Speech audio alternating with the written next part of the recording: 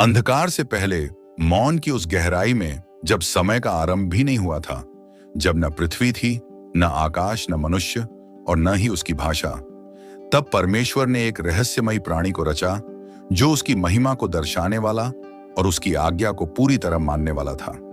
ये थे स्वर्गदूत। परमेश्वर की रचना की सबसे पहली चेतन उपस्थिति। उनके अस्तित्व ने इस बात की पुष्टि की कि परमेश्वर अकेला नहीं था। उसकी इच्छा, उसका प्रेम, उसकी महिमा फैलने लगी और सबसे पहले जिन्होंने उसे देखा और उसकी स्तुति की, वे स्वर्गदूत थे। इनकी उत्पत्ति का समय स्पष्ट रूप से बाइबल में नहीं बताया गया, लेकिन अय्यूब 38 का 6 से 7 में एक अद्भुत संकेत मिलता है। जब भूमि की नींव डाली गई, तब प्रातः के तारे आनंद से गाते थे और परमेश्वर के सब पुत्र जय जयकार करते थे। यहाँ प्रातः के तारे और परमेश्वर के पुत्र, ये स्वर्गदूतों के लिए रूपक हैं। इसका अर्थ यह है कि जब संसार की नींव रखी जा रही थी, स्वर्गदूत पहले से विद्यमान थे। वे साक्षी थे सृष्टि की महानतम प्रक्रिया के। परमेश्वर ने उन्हें विशेष उद्देश्य से बनाया। वे केवल सुंदर प्राणी नहीं थे, बल्कि दिव्य सेवक थे। उनकी रचना में कोई गलती नहीं थी।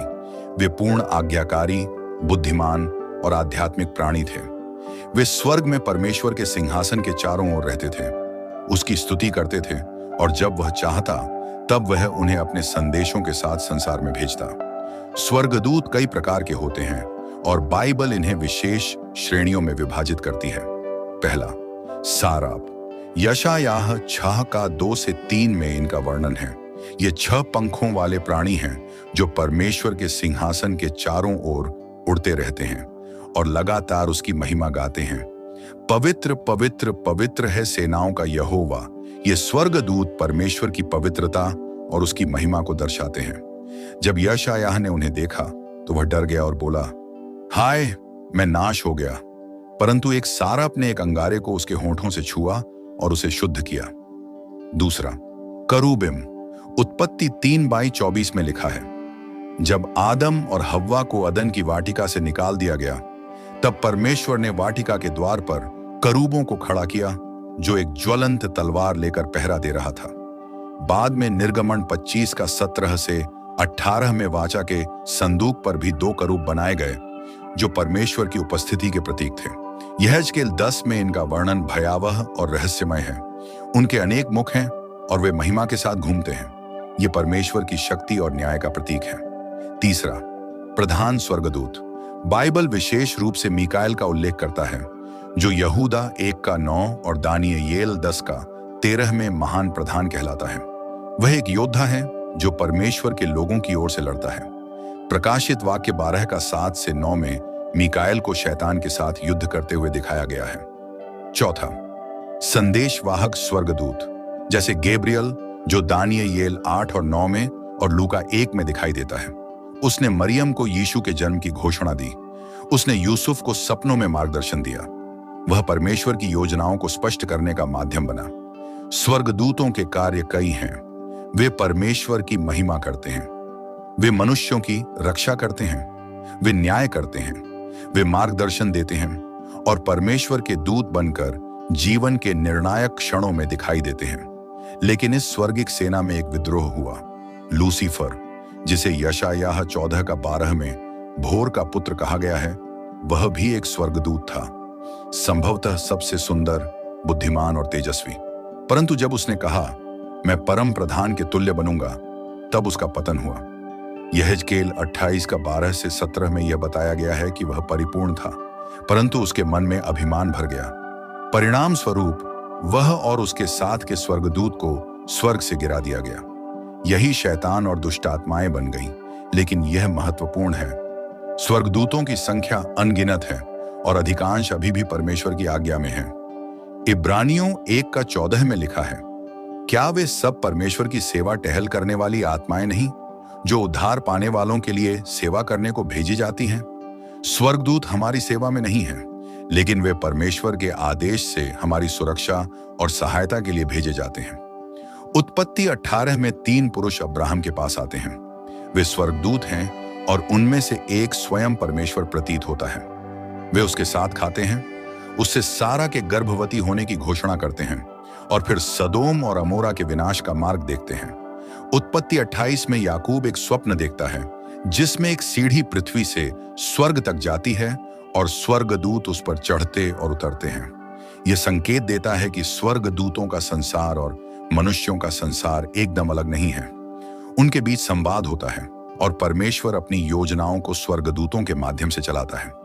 इन सब में एक बात स्पष्ट होती है, स्वर्गदूत केवल चमकते पंखों वाले सुंदर प्राणी नहीं हैं, बल्कि वे शक्ति, भय, आज्ञाकारिता और रहस्य से भरपूर हैं।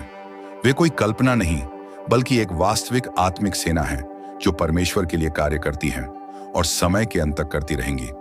इस भाग की समाप्ति पर हम देख सकते हैं कि स्वर्गदूतों की रचना केवल दर्शनीय नहीं है, वह दिव्यता की सेवा का प्रत्यक्ष प्रमाण है।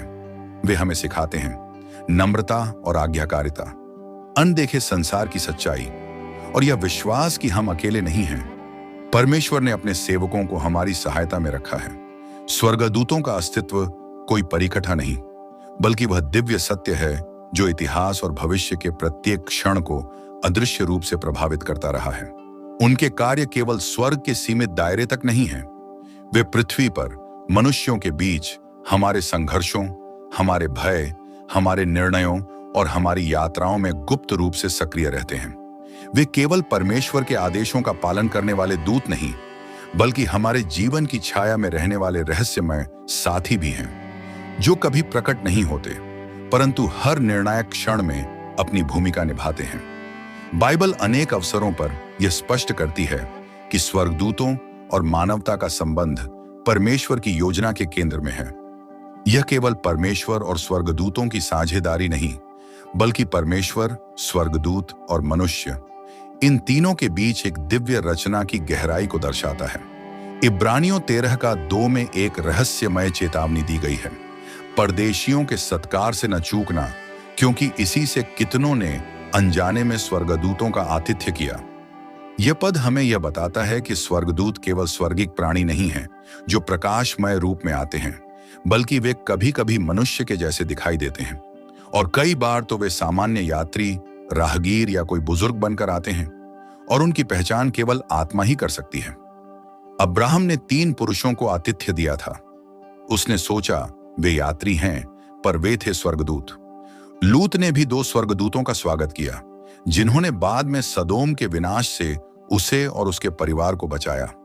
इससे एक गहरी बात निकलती है, स्वर्गदूत केवल चमत्कार करने नहीं आते, वे हमारी परीक्षा भी लेते हैं। वे यह देखने आते हैं कि क्या मनुष्य अपने हृदय में परमेश्वर की उपस्थिति पहचान सकता है। जब हम अजनबियों से प्रेम और दया का व्यवहार करते हैं, तो हम अनजाने में परमेश्वर की योजनाओं में भाग ले रहे होते हैं। पुराने और नए नियम में जब भी परमेश्वर के लोगों पर संकट आया, चाहे वह एक व्यक्ति हो या पूरी जाति, स्वर्गदूत उनकी सहायता के लिए प्रकट हुए। उदाहरण के लिए हागार और इस्माइल की कहानी में, जब हागर और उसका पुत्र इस्माइल निर्जन स्थान में भूख प्यास से मृत्यु के निकट थे, तब एक स्वर्गदूत प्रकट हुआ और उन्हें जल का स्रोत दिखाया। यह पहला अवसर था जब कोई स्वर्गदूत एक महिला को संबोधित करता है और वह उसे कहता है, तू परमेश्वर से नहीं छुप सकती। यही वह क्षण था जब हागर ने परमेश्वर को एक नाम दिया, एल रॉय, जो मुझे देखता है। जब एलिय्याह निराशा में था और जीवन छोड़ना चाहता था, एक स्वर्गदूत उसे छूता है, रोटी और पानी देता है और कहता है, उठ खा ले, क्योंकि तेरे लिए बड़ी यात्रा बाकी है। यह केवल भोजन नहीं था, यह दिव्य पुनर्स्थापन था। एक बार फिर परमेश्वर की बुलाहट की याद। दानियेल को गुफा में जब उसे शेरों के बीच डाला गया, तब उसने कहा, मेरा परमेश्वर अपने स्वर्गदूत को भेजा और उसने शेरों के मुंह बंद कर दिए। यह स्वर्गदूत की शक्ति का प्रमाण है। यह शारीरिक सुरक्षा ही नहीं थी, यह न्याय के विरुद्ध खड़े होने पर मिलने वाला दैवी संरक्षण था। जब पतरस जेल में था और उसकी मृत्यु निश्चित थी, एक स्वर्गदूत आया। उसने उसकी जंजीरें तोड़ी, द्वार खोले और उसे बाहर ले गया। और जब पतरस को होश आया तो उसने कहा, अब मैं जान गया कि परमेश्वर ने अपने स्वर्गदूत को भेजा। इन घटनाओं से यह स्पष्ट होता है कि स्वर्गदूत केवल किसी बड़े उद्देश्य के लिए नहीं आते। वे हमारे निजी दुखों, हमारी थकान, हमारी अनजानी पीड़ा के क्षणों में हमारी ओर भेजे जाते हैं। वे चुपचाप आते हैं और हमारी रक्षा कर चले जाते हैं, बिना नाम के, बिना पहचान के।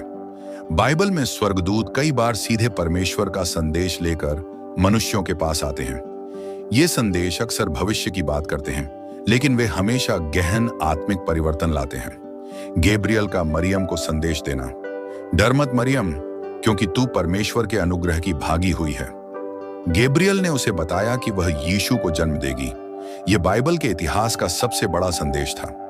गैब्रियल का यूसुफ के स्वप्न में आना, डर मत कि मरियम को अपनी पत्नी बना ले। वह न केवल स्पष्टता लाता है, बल्कि भविष्य के लिए साहस भी।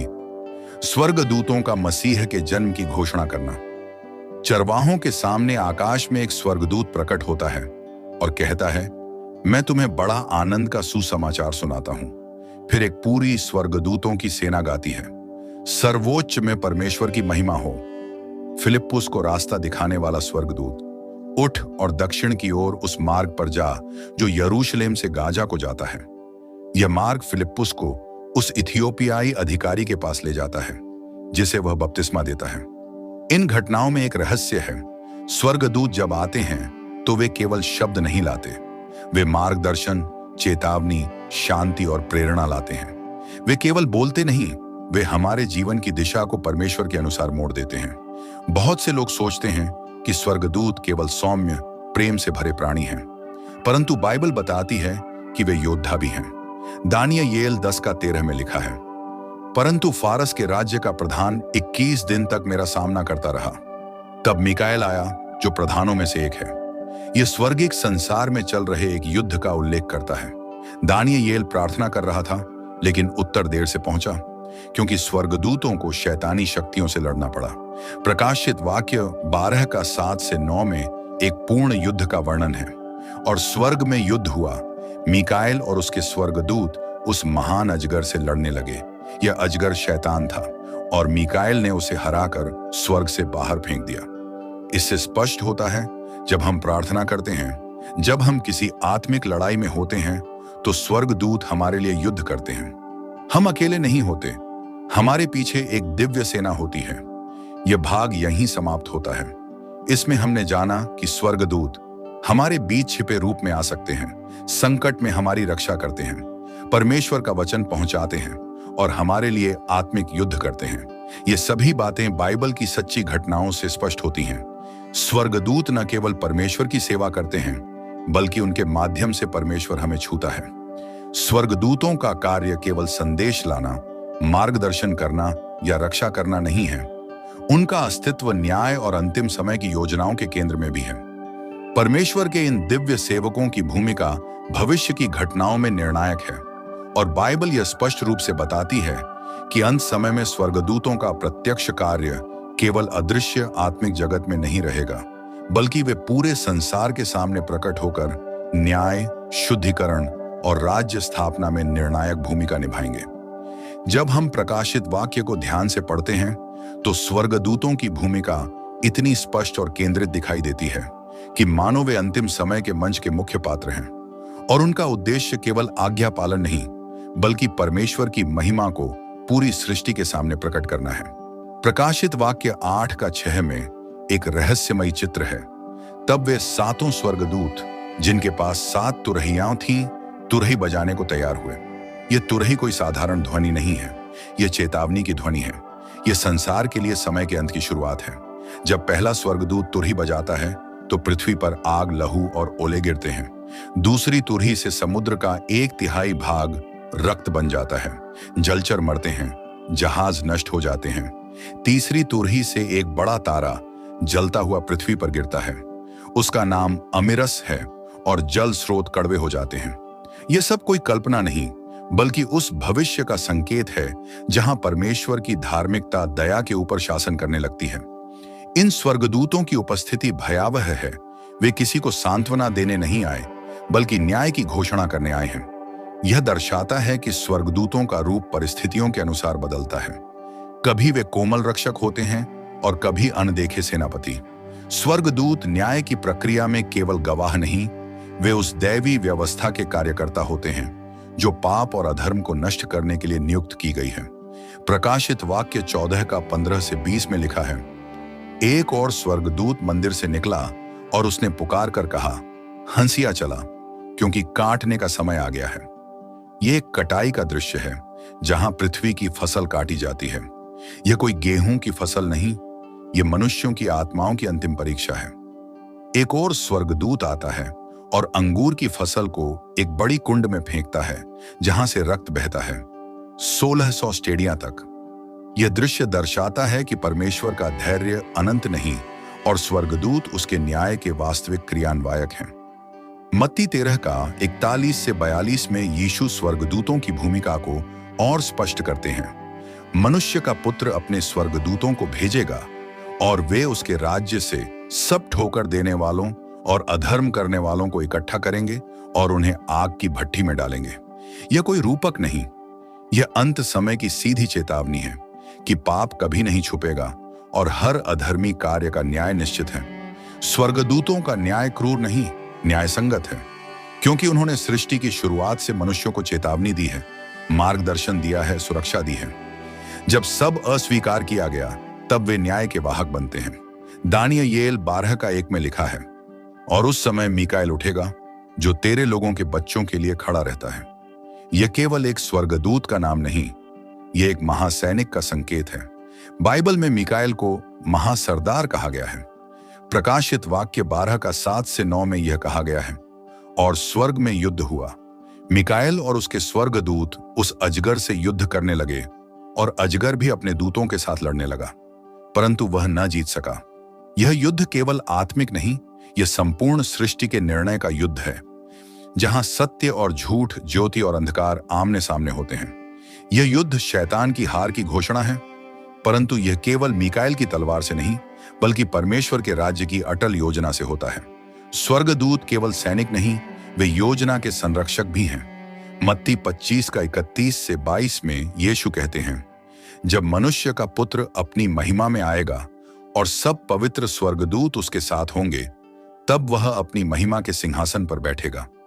यह कोई छिपी हुई वापसी नहीं होगी, यह खुला ऐलान होगा, और उस जुलूस में हजारों लाखों स्वर्गदूत होंगे।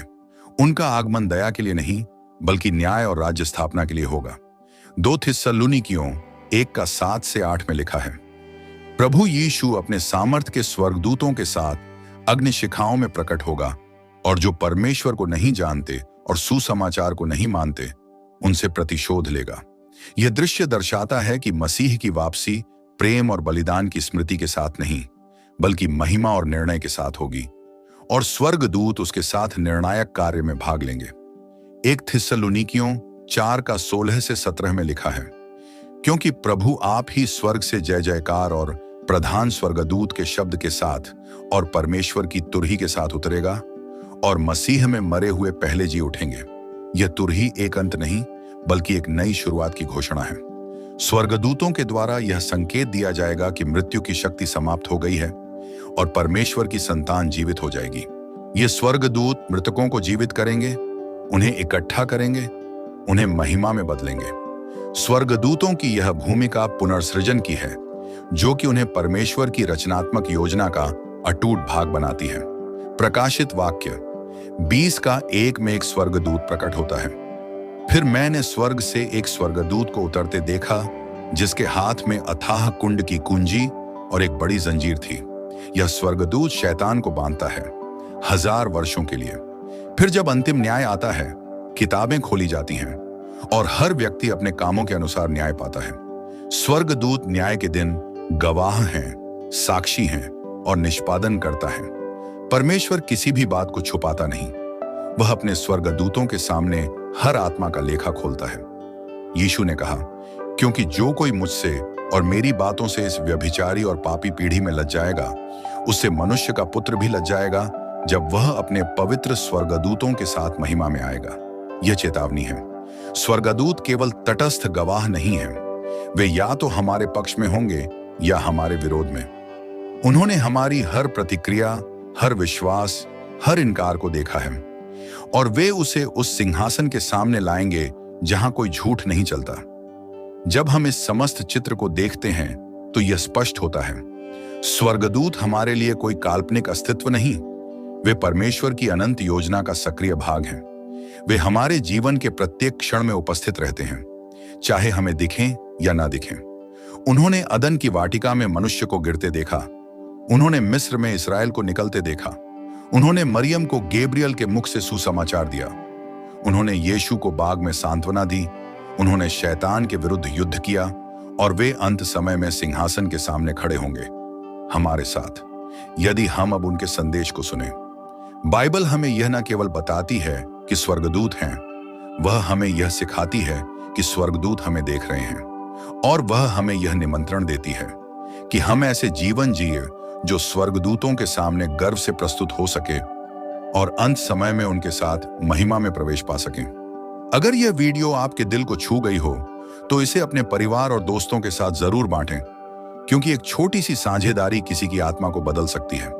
हमारे चैनल बाइबल ट्यूब को सब्सक्राइब करें ताकि परमेश्वर का जीवनदायक वचन हर घर तक पहुंचे।